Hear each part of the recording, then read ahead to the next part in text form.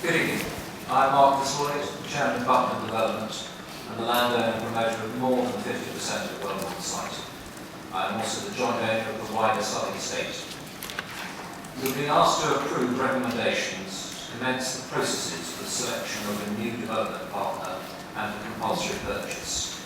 Before this is debated, I'd ask you to fully consider the following key considerations to see whether this damaging proposal is really necessary. The first one is the land available without compulsory purchase? Straightforward answer, yes. Both the major land owning groups, Buckland and BST, have promotional rights and options over 95% of the total land required for Wellborn. All land is and will be available for development. Buckland has options and conditional contracts on all of its land, just over 500 acres, representing 53% of the total site, not 45% as stated. BST Warehouses is the promoter and has rights over the whole of the Bench land, approximately 390 acres. In the Wellborn Plan, paragraph 3.49, it refers to a number of residential properties and other small landholdings. It goes on to state that none of these are specifically required to achieve the overall vision of Wellborn. We believe that if some law were required, they would be available by negotiation anyway. There is clear evidence in these recommendations in your papers that this is not required, that CPO is not required. Paragraphs 9, 16 and 17 of your briefing paper suggest that the scheme currently proposed for Junction 10 is undeliverable without additional third-party land. We dispute this and have clear advice from our consultants that this is not the case.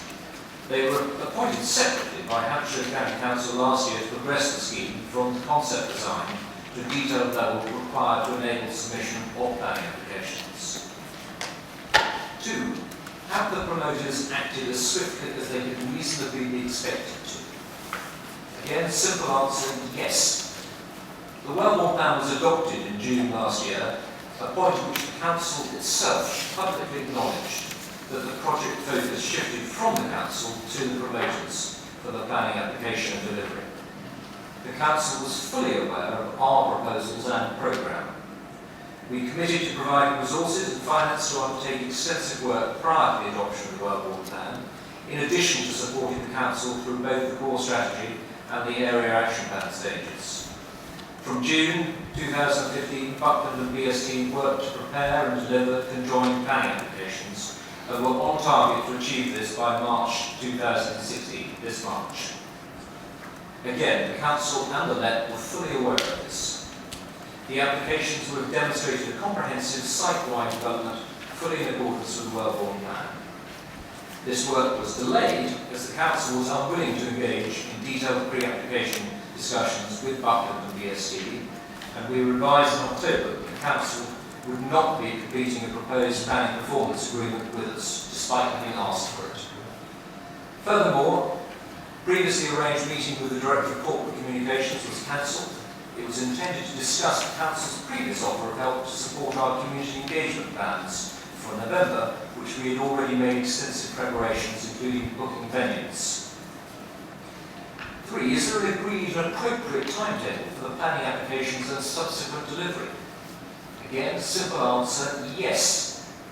Our planning applications would have been submitted by the 31st of March, with, subject to planning application determined by the Council, the intended start date on site in early to mid-2017, about 12 months after the submission of the applications. If the Council is willing to defer or remove the intended CPO, then this will lead to positive re-engagement with us to ensure that the application timetables can be reviewed and agreed with minimal delays. 4. Do the current promoters have the skill set and resources to deliver in accordance with the plan? Yes. Both BDL and BST, Buckland and BST, assembled a team of in-house executive staff with appropriate skills and experience of large-scale developments, in addition to a team of excellently qualified specialist consultants. The combined team members have been working together on the Wellborn project over many years and bring a wealth of experience in many other large-scale projects. I also personally have extensive experience in financing large-scale residential and commercial property developments, and 13 years as Chief Executive of Rothschild Bank. I'm also the principal behind the delivery of the 2,500 home build development, also on Southwick Estate land to the west of Waterlooville with Ranger. This is currently under construction and has been designed to achieve the same sort of exemplary design and build quality as we would like to deliver here. In relation to Wellbourne, we are not seeking short-term returns, but expect to remain invested and involved in the project for the long term. There is more about this and other matters in the letter from our legal advisors that was delivered to the Council this morning, and I know now has been brought to your attention. Buckland has so far spent several £1 million, about £5 million, to help shape the Council's plans and to promote the delivery of the land that we control in the Wellbourne project. We are the entity that is confirmed as having all the resources and permissions in place. We are committed to the project. I believe we've already demonstrated our ability to the satisfaction of your own advisors, CBRE. If asked, we can demonstrate this to the Council too. Is working in partnership with us more likely to ensure the timely delivery of this than starting afresh with a new partner via this CPO process? Again, yes. The programme in Appendix A of your report is, in my view, highly optimistic. It suggests that the Council's chosen development partner will be able to submit a planning application by November 2017. We intend to continue work on our own planning applications with a submission date of September this year.